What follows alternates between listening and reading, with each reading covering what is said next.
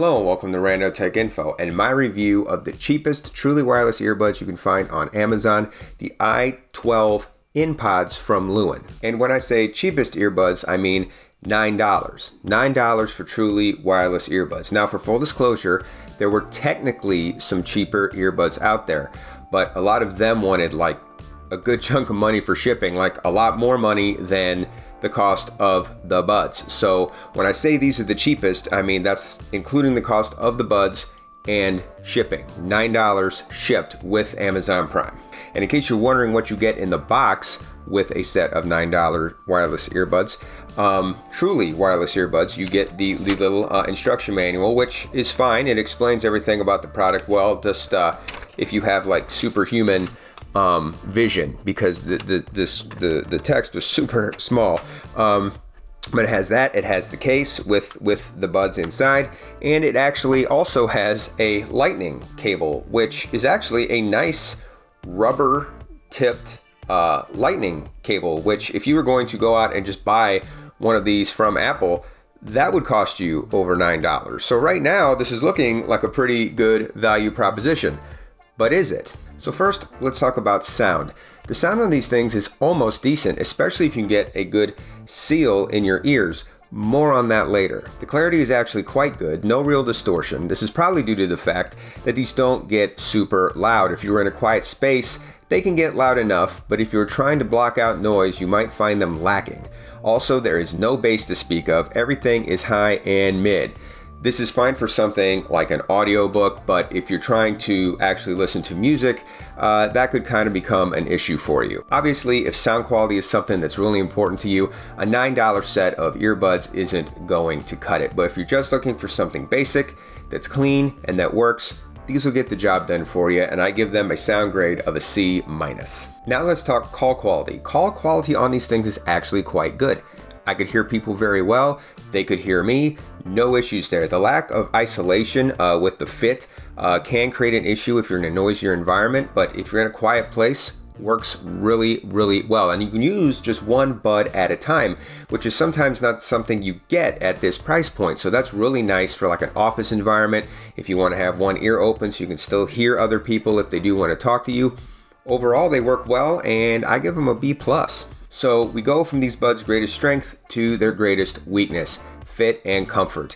They're not comfortable. In fact, I could only wear them for about 30 minutes before I had to give my ears a break. Now, in their defense, and it probably seems weird that I haven't mentioned this yet, these are definitely AirPod knockoffs. I mean, they look very, very much like the original Apple AirPods. So if you think those fit well and are comfortable in your ears, then you might think these fit well and are comfortable in your ears. That is definitely not the case for me. Personally, wearing these in my ears felt like getting stabbed in the ear with a plastic spoon. The one nice thing I can say about them was they never actually fell out of my ears, even though they always felt like they were going to.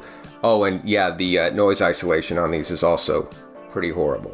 Overall, I have to give the fit and comfort on these things a D-. Next, let's talk about battery life. And in the literature provided with these, it claims that the InPods will give you 2 to 3 hours of active listening between charges, 6 hours of standby charge, and an additional 4 hours of charge from the case. I found these claims to be accurate, which makes the battery life on these not great, but certainly acceptable. I give battery life a C. Next, let's talk connectivity. Pairing these up was not overly difficult, certainly wasn't as easy as like real AirPods would be to like an iPhone, but for an average device that you would normally pair up to another device, it worked just fine. They did cut out occasionally when listening to them. Not a lot, but just enough to be annoying. They're serviceable, they work, but if you want that really clean, consistent connection, these are probably going to disappoint you. I give connectivity on these a C-. Next, let's talk about the look of these things.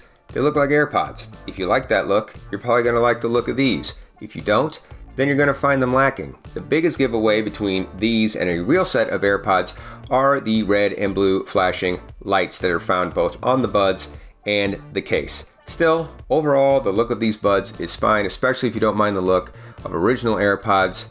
I give it a B. Next, let's talk about the case. Once again, the case has that AirPods aesthetic to it. The main differences are the lid is quite flimsy, and that button on the back of the case is not a pairing button, like with the AirPods, it actually just activates the buds because lifting the lid doesn't actually do anything. Obviously, there's no wireless charging at this price point, but it does have a lightning port and it will recharge the buds multiple times. In the end, it protects the product, it recharges it, it does what it's supposed to do. I give the case a B-.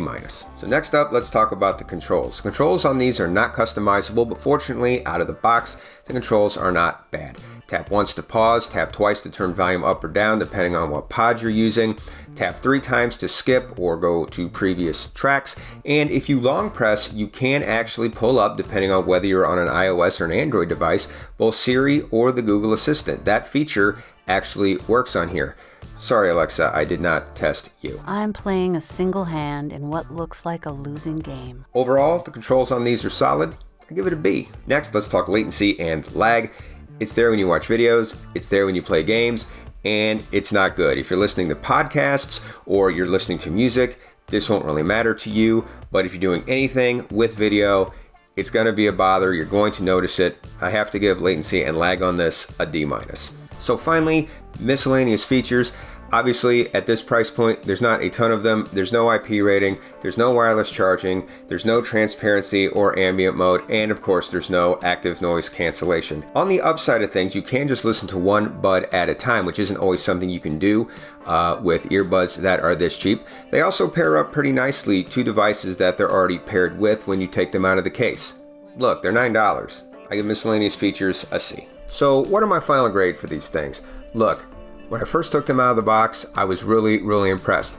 They were $9 and they actually worked. However, the more I used them, the less impressed I became. The sound quality would almost be decent if the isolation and the in-ear fit was better. The controls and battery life were pretty good on this, and call quality was actually very good. But in the end, the latency and the really uncomfortable fit were really the deal breakers. I don't think I will be using these moving forward. Look, for $30 or so, there's a lot of really good audio listening devices on Amazon. I've reviewed several of them on this channel. So for just a little bit more money, you can actually get some really high quality, really much more higher value items that you will actually want to use.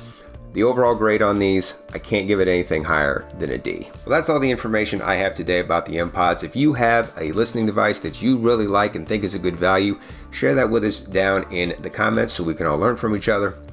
As always, I hope you found this video useful.